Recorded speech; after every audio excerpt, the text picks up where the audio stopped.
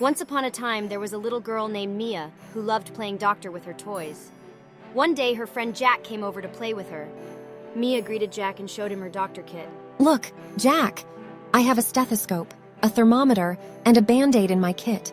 Let's play doctor, she said excitedly. Jack's eyes lit up. Wow, that's so cool. I want to play doctor too. Okay, you can be my patient.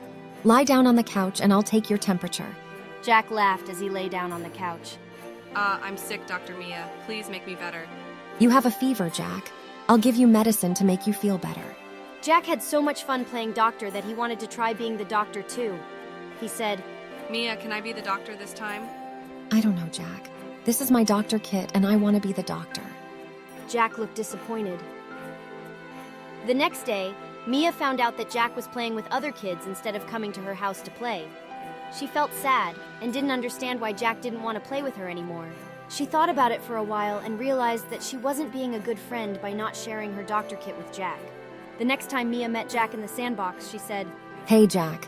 I'm sorry for not sharing my doctor kit with you last time. Let's play my bucket and shovels together in the sandbox. Jack smiled. That sounds like fun, Mia.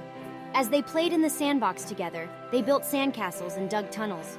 Jack said, Thanks for letting me play with your toys, Mia. I like playing with you. I'm sorry I didn't let you play with my doctor kit before, but now we can play together with all my toys. Yeah, it's much more fun to play together than to play alone. The moral of the story is that sharing is important and it's much more enjoyable to play together.